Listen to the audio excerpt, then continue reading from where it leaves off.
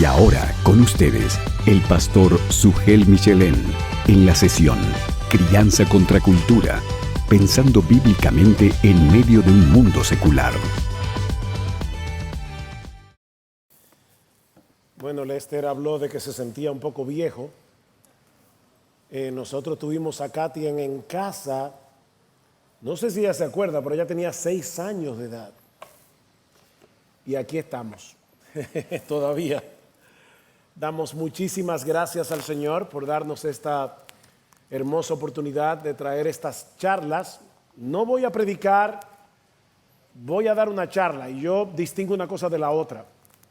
Una charla sobre cómo debemos pensar bíblicamente en un mundo secular. Pero antes vamos a pedir al Señor que venga en medio nuestro y nos dé de su gracia para poder predicar, hablar, dar una charla, como ustedes lo quieran llamar.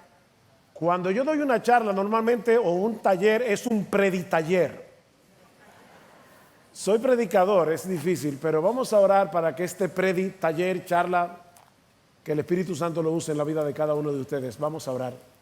Señor, queremos darte muchas gracias por haber traído este evento de Contracultura a República Dominicana. Gracias por la Asociación de Colegios Cristianos Internacionales. Gracias por Women in Apologetics, por planificar este evento que nosotros queremos que sea de gran bendición, no solamente para los padres, abuelos, tíos, educadores que están en este lugar, sino también todos los que nos están escuchando a través de la web.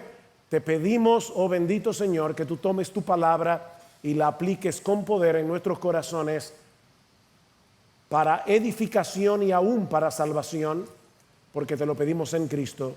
Amén y amén.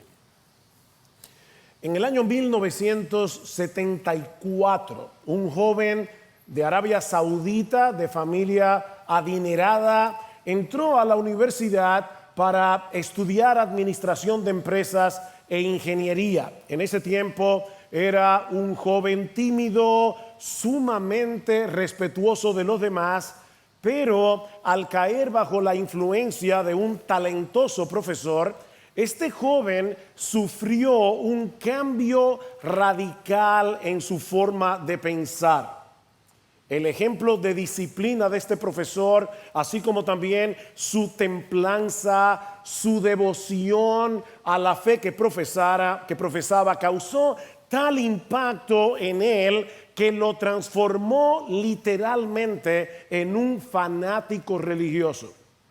Este joven rico había encontrado un propósito al que habría de dedicar por el resto de su vida todo su tiempo, todos sus recursos, todas sus energías. El escenario de esta historia fue la Universidad Jeddah Abdul Aziz en Arabia Saudita. El profesor era el erudito islámico nacido en Palestina, Abdullah Asma, y el joven se llamaba Osama Bin Laden.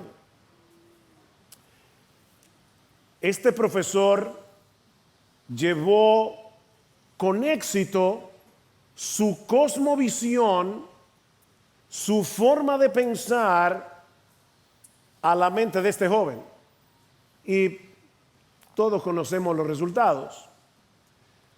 Mis hermanos, las ideas tienen consecuencias. Y la labor que el Señor nos ha llamado a hacer como padres, como educadores, yo me alegro que también hayan mencionado a los abuelos, no se circunscribe meramente a impartir información a nuestros hijos, a nuestros nietos, a nuestros estudiantes o incluso a evangelizarlos. Nosotros debemos traspasar una cosmovisión. En otras palabras, estamos llamados a discipularlos en la verdad. Como espero mostrar en un momento, el cristianismo es mucho más que un mensaje sobre la salvación de las almas. Es mucho más que un conjunto de ideas acerca de Dios. Se trata más bien de un sistema coherente de pensamiento que abarca toda la realidad. Ahora, yo sé que algunos padres, probablemente aquí, algunos educadores, pueden sentirse abrumados, pueden sentirse aplastados por la dificultad de seguirle el paso a todas las ideologías, a todos los movimientos que han surgido en las últimas décadas y que son un ataque frontal contra nuestra fe, un ataque frontal contra nuestros valores. Me imagino a muchos padres pensando, yo no tengo esa capacidad para estar al día en la filosofía, para estar al día en la política, para estar al día con todos estos movimientos. Y te entiendo. La buena noticia es que si tú eres creyente, nosotros contamos con el poder del Espíritu Santo. Y por otra parte, nosotros tenemos en las Escrituras todo, absolutamente todo lo que necesitamos para equiparnos a nosotros mismos, para equipar a nuestros hijos con la verdad verdadera de Dios, como le llamaba Francis Schaeffer. La verdad verdadera, de tal modo que seamos capaces de filtrar las mentiras del mundo a través de este sedazo. Aunque nosotros no tenemos la capacidad de convertir a nuestros hijos, la salvación viene del Señor. Jonás capítulo 2, versículo 9, sí debemos entrenarlos para pensar bíblicamente. Debemos proveerles el marco de pensamiento, el marco de referencia que ellos van a necesitar para interpretar al mundo a nuestro alrededor tal como el mundo es realmente. En otras palabras, mis hermanos, nosotros debemos traspasarles una cosmovisión. Y eso es precisamente lo que estaremos considerando en esta charla que da inicio a esta conferencia de contracultura. Y lo que me propongo hacer en el tiempo que tengo, que no es mucho, es muy sencillo. Que podamos estar apropiadamente equipados para presentar defensa con mansedumbre, con reverencia, ante todo aquel que demande una explicación de la esperanza que hay en nosotros. Y me imagino que ya todos identificaron 1 de Pedro capítulo 3 versículo 15. Como se ha dicho muchas veces, es improbable que nosotros podamos reconocer todos los billetes falsos que existen en el mundo.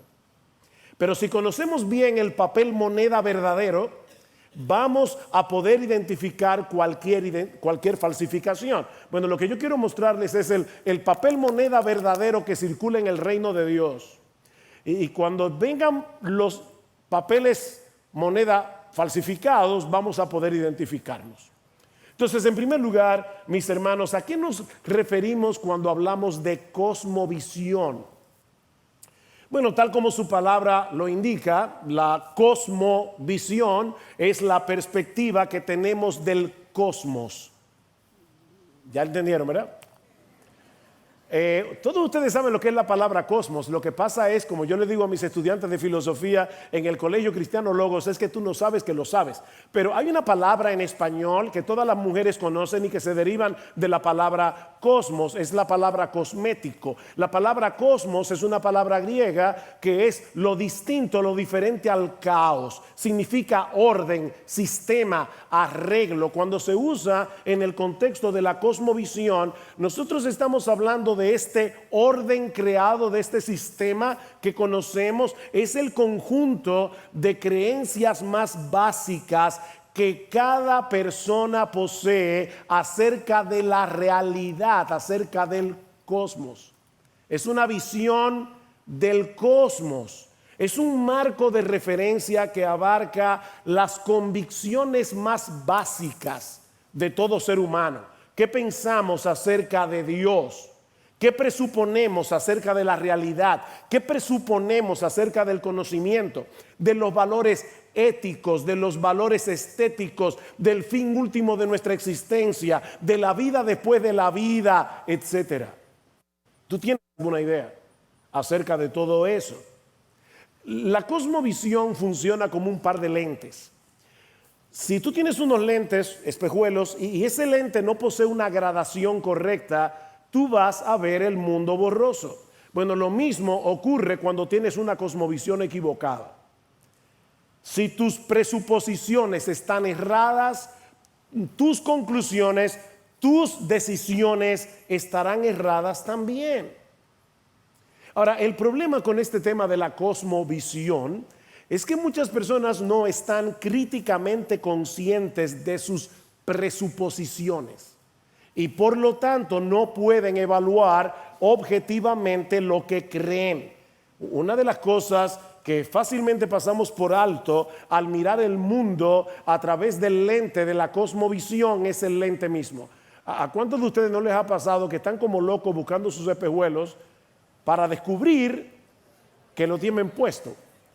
Es que no vemos el lente porque estamos mirando a través de ellos. Bueno, eso es lo que sucede con la cosmovisión y esa es la razón por la que muchas personas no pueden articular cuáles son las creencias que los dominan. Aparte de que muchas veces actuamos de una forma incoherente con lo que decimos creer. Eso es como el típico joven de la iglesia que tú le preguntas con quién tú te quieres casar y dice, oh, yo quiero una mujer piadosa que ame la palabra, que ame al Señor, yo quiero una misionera incipiente.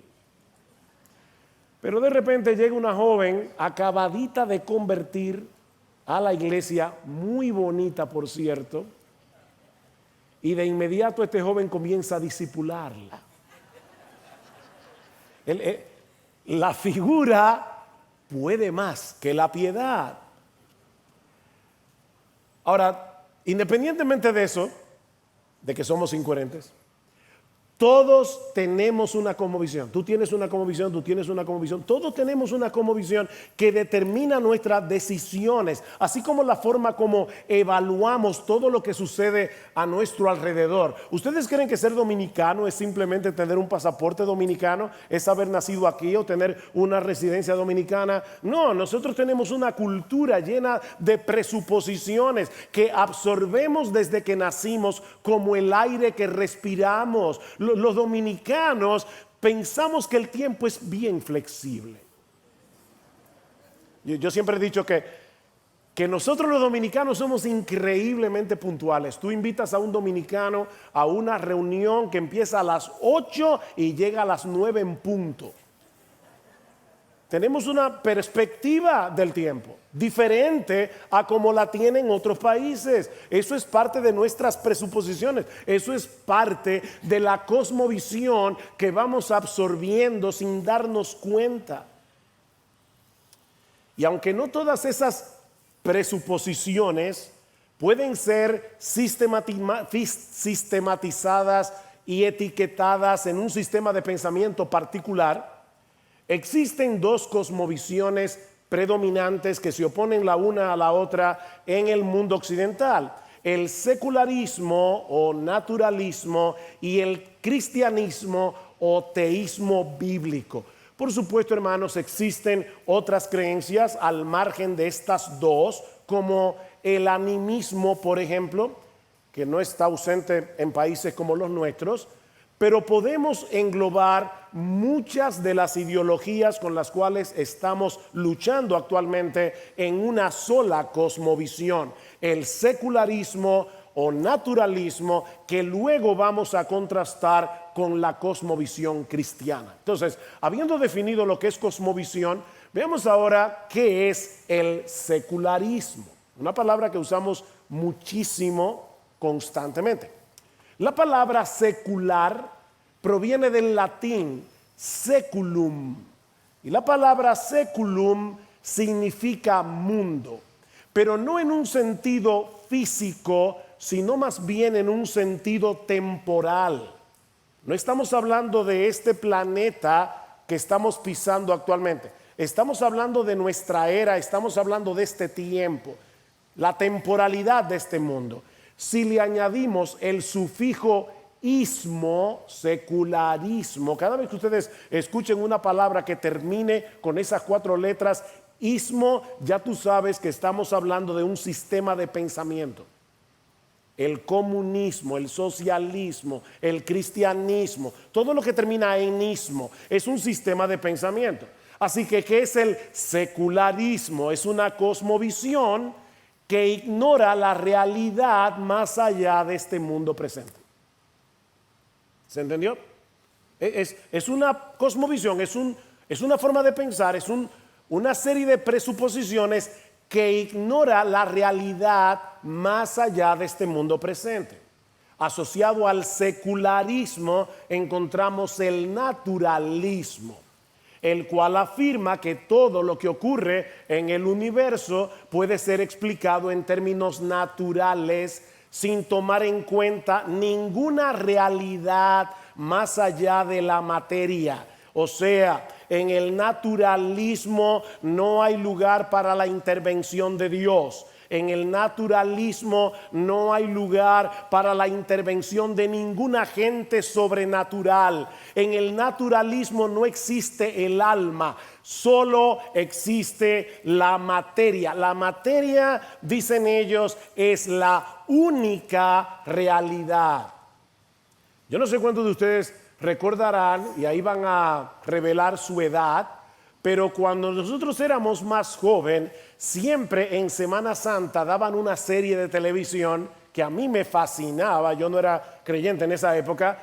La serie se llamaba Cosmos y siempre comenzaba con el famoso astrónomo norteamericano Carl Sagan, un individuo sumamente inteligente, pero la serie siempre empezaba de esta manera. Salía Carl Sagan en la cámara de la televisión y decía: el cosmos es todo lo que ha habido, es todo lo que hay y es todo lo que habrá. Este cosmos que conocemos, este mundo físico, es todo lo que ha habido, no ha habido nada más. Es todo lo que ha habido, es todo lo que hay, es todo lo que habrá. Ahora, para mí es sumamente importante, muy importante, que ustedes noten que aunque Carl Sagan era un gran científico, esta no es una declaración científica, esta es una declaración filosófica. Porque es imposible probar científicamente que el universo es todo lo que ha habido, es todo lo que hay y es todo lo que habrá. Se trata de una postura filosófica que el naturalista tiene necesariamente que aceptar por la fe, como cualquier otra creencia religiosa. Ahora, mis hermanos, tan pronto partimos de esta presuposición, tan pronto asumimos que el cosmos es todo lo que ha habido, es todo lo que hay, es todo lo que habrá, necesariamente tenemos que llegar a otras conclusiones que se derivan de esa presuposición. Por ejemplo, si la naturaleza es la única realidad, entonces tendríamos que concluir que el universo es un afortunado accidente, el resultado de un proceso que ningún ser inteligente inició, ni diseñó, ni pensó con ningún propósito. Es la materia que de repente, por alguna razón desconocida, comenzó a evolucionar y a través de millones y millones y millones y millones de años llegamos hasta aquí. Si un niño tropieza con un bote de pintura accidentalmente y ésta se desparrama indiscriminadamente sobre el tapiz, sería muy tonto tratar de encontrarle algún significado oculto a la mancha.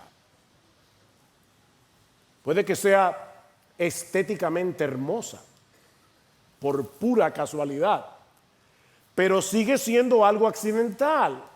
No planificado, no tiene propósito, no tiene sentido. Bueno, según el naturalista, este universo maravilloso que manifiesta orden, diseño, propósito, no posee en realidad ningún diseño detrás. Es la mancha hermosa que quedó desparramada en el espacio infinito cuando la materia, el tiempo, la energía y la casualidad tropezaron con el bote de pintura. Profesando ser sabios se hicieron necios, dice la Escritura. Para el naturalista, No existe ningún significado, no existe ningún propósito ulterior que buscar fuera del que nosotros mismos decidamos establecer para nuestra vida aquí y ahora. Por supuesto, tampoco existe ninguna norma moral preestablecida que sea válida para todos. No hay quien haga las reglas del juego. Los valores y creencias de cada individuo no dejan de ser opiniones privadas que de ninguna manera pueden ser afirmadas como verdades objetivas. La ciencia es el único medio para adquirir un conocimiento genuino de la realidad. Eso es lo que se conoce en filosofía como el cientificismo. Yo sé que es una palabra nueva para muchos. No voy a ser como los profesores en la escuela. Vamos, repitan conmigo, cientificismo. Pero apréndetela, porque en una conversación, si tú quieres parecer un tipo inteligente, la tiras. ¿Qué es el cientificismo? Es la creencia de que la ciencia es el único medio, o al menos el más importante, el más seguro para obtener verdadero conocimiento. Por eso nosotros decimos a ciencia cierta. Estamos tan imbuidos por el cientificismo que ni cuenta nos damos. ¿Por qué tú no dices a fe cierta o a Biblia cierta, pero no dice a ciencia cierta? Porque esa idea ha calado profundamente en la mentalidad del hombre moderno. El filósofo y matemático Bertrand Russell afirma, sin el menor asomo de duda, de que todo conocimiento alcanzable ha de ser alcanzado por medio de métodos científicos. Y ahora escuchen, lo que la ciencia no puede descubrir, la humanidad no puede saberlo.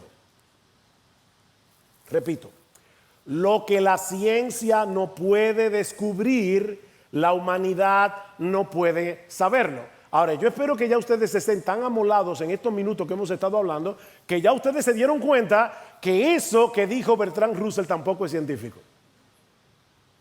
Esta es otra declaración filosófica. Esta afirmación de Bertrand Russell no puede ser cuantificada, no puede ser medida, no puede ser probada científicamente en un laboratorio. No hay forma de demostrar científicamente que lo que la ciencia no puede descubrir tampoco puede ser conocido, por lo que esa declaración se refuta a sí misma, es autodestructiva. Yo no sé si notaron por qué es autodestructiva, déjenme explicar. Él está diciendo, fuera de la ciencia no se puede saber nada, pero hay algo que yo sí sé, que solo a través de la ciencia se puede obtener conocimiento. Es que esto no es científico, esto es filosófico. Así que se está refutando a sí mismo. En el aula de clases, en el Colegio Cristiano Logos, y espero que haya alguno de mis estudiantes aquí, yo siempre les digo, jóvenes, no se amedrenten cuando ustedes escuchen a una persona inteligente, porque Bertrand Russell era inteligente.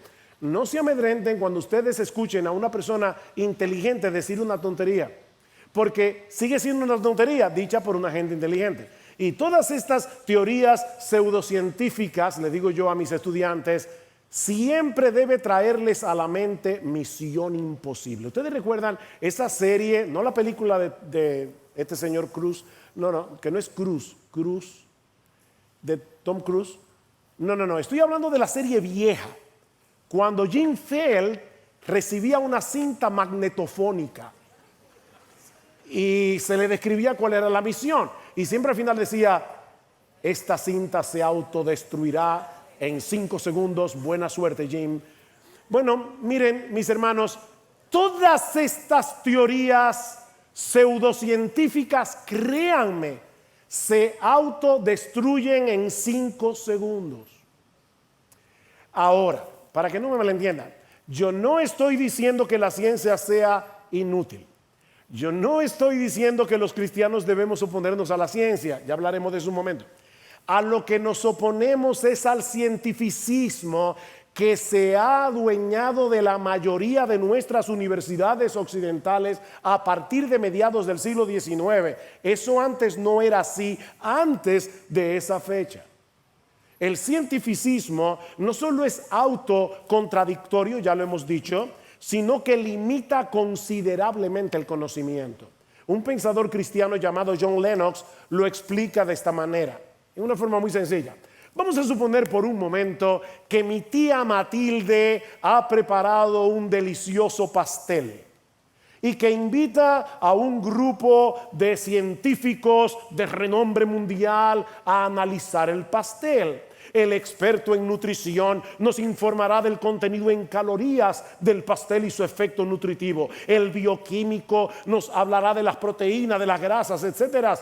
El químico estudiará la estructura atómica y molecular de estos componentes. El físico analizará el pastel en términos de sus partículas fundamentales, y el matemático, como siempre, propondrá elegantes ecuaciones que describan el comportamiento de todas estas partículas.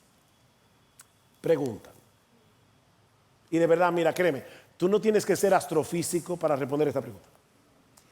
Luego de que estos científicos hayan hecho todo eso, ¿podemos decir que el pastel ha quedado completamente explicado? No, obviamente. Porque si le preguntamos a este grupo de expertos por qué y para quién fue hecho el pastel, no tendrían nada que decir. A menos que la tía Matilde nos revele por qué y para quién hizo el pastel, ninguno de ellos sería capaz de responder esa pregunta, y sería absurdo, tomando ahora la declaración de Bertrand Russell, sería absurdo suponer que porque la ciencia no puede darnos la respuesta, tales respuestas son inexistentes o son imposibles de descubrir. Ve y pregúntale a la tía Matilde. Mira qué sencillo. La ciencia nunca podrá explicar el propósito, el destino de nuestra existencia en este mundo. La ciencia nunca podrá decirnos cómo vivir aquí y ahora, a menos que el Creador revele esas respuestas. Tales preguntas quedarían sin responder, lo que nos lleva de la mano a la cosmovisión cristiana o al teísmo bíblico.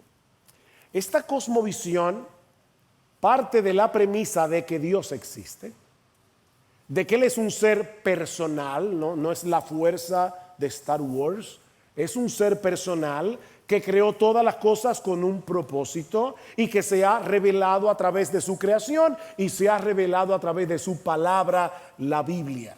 Esta creencia fundamental nos provee un marco de referencia a través del cual podemos interpretar, percibir toda la realidad tal cual la realidad es. Lo que pensamos acerca de Dios, de nosotros mismos, del mundo creado, del bien y del mal, de la redención, del conocimiento, de la vida después de la vida y de todo lo demás.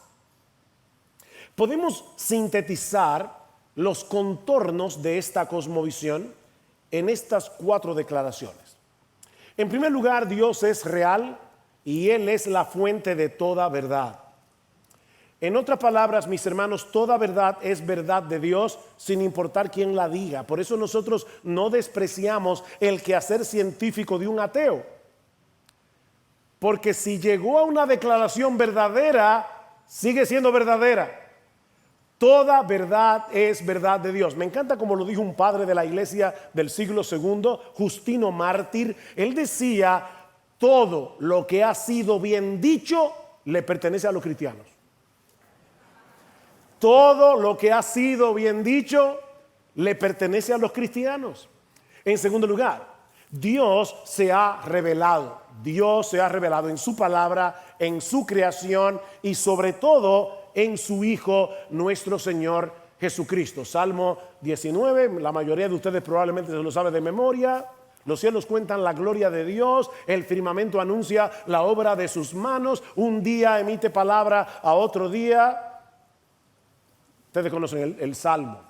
Lo vemos también Por ejemplo, en Romanos capítulo 1, versículo 18, dice el apóstol Pablo: porque la ira de Dios se revela desde el cielo contra toda impiedad e injusticia de los hombres que detienen con injusticia la verdad, porque lo que de Dios se conoce les es manifiesto, pues Dios se lo manifestó. Su eterno poder, su deidad, se hacen claramente visibles por medio de las cosas hechas, de modo que no tienen excusas. La creación es una revelación, la creación es un libro, y es un libro que nos habla acerca de Dios. Pero Él también se reveló a través de su Hijo. Dios, Hebreos 1, habiendo hablado muchas veces y de muchas maneras a los padres por los profetas, en estos postreros días nos ha hablado por el Hijo. Así que nosotros tenemos un Dios que habla, nosotros tenemos un Dios que se ha revelado. En tercer lugar, lo que Dios nos ha revelado a través de su palabra escrita, encarnada, no contradice lo que revela a través de su creación.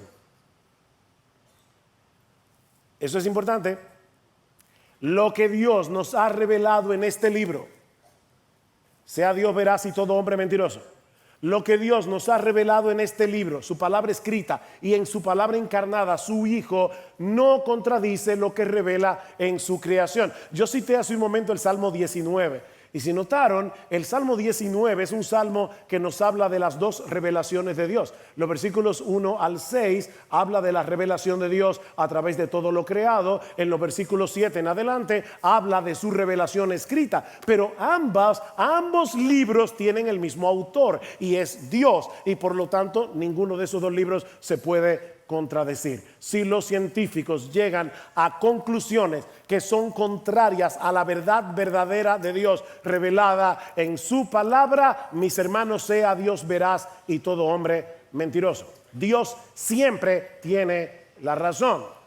Y en cuarto lugar, la revelación especial de Dios, las Sagradas Escrituras, es el marco de referencia autoritativo sobre el cual debemos evaluar todo conocimiento. Toda la Escritura es inspirada por Dios y útil para enseñar, para redarguir, para corregir, para instruir en justicia, a fin de que el hombre de Dios sea perfecto, enteramente preparado para toda buena obra. Ahora bien, yo sé que todos nosotros que somos creyentes creemos en esos 4 líneas que conforman nuestro marco de referencia. El problema es que todos los creyentes llegamos al cristianismo con un conjunto de presuposiciones erróneas que deben ser corregidas por la luz de la palabra de Dios. Eso es parte del proceso de transformación en que nos encontramos como cristianos. Ese proceso se inicia en la conversión, cuando nuestros ojos son abiertos por primera vez para ver nuestra pecaminosidad, pero para ver al mismo tiempo la gloria de nuestro bendito Señor y Salvador, que siendo Dios se hizo hombre, vivió la vida de perfecta obediencia que ni tú ni yo podemos vivir, y luego murió en la cruz del Calvario, la muerte que tú y yo merecemos morir. Ya estoy predicando. ¿Qué dice el apóstol Pablo en 2 Corintios capítulo 4? Si nuestro evangelio está encubierto, entre los que se pierden está encubierto, en los cuales el Dios de este siglo cegó el entendimiento de los incrédulos, para que no les resplandezca la luz del evangelio de la gloria de Cristo, que es la imagen de Dios. Sin embargo, Pablo dice: a pesar de que los hombres están ciegos por causa de sus pecados, yo predico a Cristo. Y Pablo, ¿y para qué tú predicas a Cristo si los hombres están ciegos y no pueden ver la verdad de Dios? La explicación se encuentra en el siguiente versículo: porque Dios, que mandó que de las tinieblas resplandeciese la luz, es el que resplandeció en nuestros corazones para el conocimiento de la gloria de Dios en la faz de Jesucristo. Así como Dios en Génesis capítulo 1 versículo 3 dijo: sea la luz, y la luz fue hecha. Cuando se te estaba predicando el evangelio, Dios vino a ti por medio de su Espíritu Santo y te dijo: sea la luz, y tú de repente viste lo que nunca en tu vida habías visto, que tú eras un pecador merecedor del infierno, pero que Jesucristo es un gran Salvador. Así que este proceso comienza con la conversión, pero no termina ahí. La conversión es apenas el comienzo. Mis hermanos, ¿qué dice el apóstol Pablo en Romanos capítulo 12? No os conforméis a este siglo, sino transformaos, o más literalmente, déjense transformar por medio de la renovación de vuestro entendimiento. Necesitamos que este libro despeje las tinieblas con las cuales nosotros venimos al cristianismo. La palabra de Dios es el instrumento que el Señor usa para producir ese cambio, esa transformación. Que dice el Salmo 19:7, la ley de Jehová es perfecta que convierte el alma. Juan capítulo 17, versículo 17, Cristo orando al Padre: Padre, santifícalos en tu verdad, tu palabra es verdad. Primera de Pedro 2, desead como niños recién nacidos la leche espiritual no adulterada, para que por ella crezcáis para salvación, si es que habéis gustado la benignidad del Señor. Por lo tanto, es nuestra responsabilidad, a través de la lectura de la palabra, identificar toda perspectiva que sea contraria a la realidad tal como Dios la percibe, y en dependencia de Él llevar cautivo todo pensamiento a la obediencia a Cristo. Yo acabo de decir algo sumamente importante y lo dije tan rápido que necesito volver a replantear esto. La verdad. Necesitamos que la verdad de la palabra. ¿Qué es la verdad? Bueno, una forma sencilla de definir la verdad es todo lo que corresponde con la realidad. Si yo les digo qué buen tiempo estamos pasando aquí en Boca Chica, evidentemente no estoy diciendo la verdad, porque no estamos en Boca Chica. Por si acaso, para los que nos están viendo, Boca Chica es una playa de nuestro país. El punto es este, que esa definición de la verdad todavía no es del todo completa. Es correcta, pero no es completa. La verdad es lo que corresponde con la realidad tal como Dios la ve. Solo Dios es capaz de ver toda la realidad tal cual la realidad es. Así que si cualquier pensamiento, cualquiera, puede ser sobre cualquier cosa, no solamente con respecto a las cosas religiosas, si cualquier pensamiento nuestro no coincide con el de Dios, el que tiene que hacer el ajuste no es Dios, somos nosotros. Porque solo Dios conoce toda la verdad, porque Él es la verdad, Él es la fuente de toda verdad. Mis hermanos, Jesucristo es la verdad encarnada, y por lo tanto, pensar como Él acerca de cualquier aspecto de la realidad es pensar conforme a la verdad. Es su criterio, no el nuestro, el que debe guiarnos en todos los aspectos de la vida. Y ese criterio ha sido revelado en su palabra. Por eso es que Pablo dice en Colosenses capítulo 3, versículo 16, la palabra de Cristo more en abundancia en vosotros. ¿Escuchaste eso? La palabra de Cristo no debe ser un visitante casual en tu vida. Debe morar en ti. Morar en ti. La Biblia debe reinar supremamente, y no solo en lo que respecta a aquellos asuntos que solemos colocar en el compartimiento de lo espiritual. Pablo dice en Colosenses acerca de Cristo que en Él están escondidos ¿cuántos tesoros? Todos los tesoros de la sabiduría y del conocimiento. Por lo tanto, cualquier otra voz que clame hablar con autoridad tiene que estar necesariamente supeditada a la suprema autoridad de Cristo, el único que es Rey de Reyes y Señor de Señores. Supeditada a la autoridad del Señor. Solo en Cristo y en su palabra encontramos el marco de referencia que nos permite interpretar la realidad tal cual es. Me encanta como lo dice C.S. Lewis. Él dice: creo en el cristianismo como creo que el sol ha salido, no solo porque lo veo, sino porque por él veo todo lo demás. Yo creo en Cristo, no solamente porque lo veo en su palabra, es que a través de Él y de su palabra es que yo puedo entender todo lo demás. Solo la cosmovisión cristiana nos provee el único marco de referencia que nos permite ver la realidad tal cual es. Y por lo tanto, y ahora escuchen esto, qué irónico, solo la cosmovisión cristiana puede hacer posible el desarrollo de la ciencia. A diferencia de lo que dice el cientificismo, otros le llaman cientismo, si te parece más cómodo, no importa. Pero a diferencia de lo que dice el cientificismo o el cientismo, de que solo lo que puede ser comprobado por el método científico puede ser asumido como verdad, lo cierto es que solamente el cristianismo nos provee todas las presuposiciones que el científico necesita para hacer ciencia. Por ejemplo,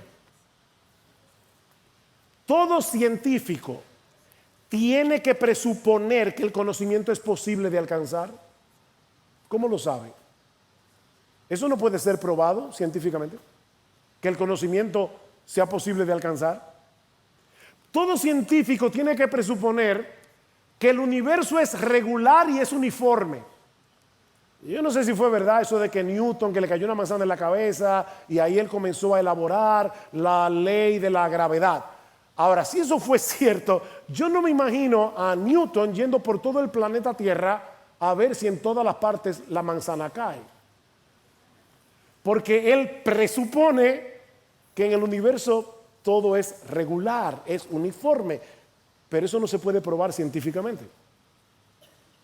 Todo científico necesita creer que el ser humano tiene la capacidad racional necesaria para descubrir muchos de los secretos de este mundo. Todo científico tiene que creer que la estructura de este mundo es lógica y es matemática. Perdón, ¿hasta qué tiempo que yo tengo? No, es que iba a ilustrar, pero no sé. ¿Alá? A las 7:10 debía terminar.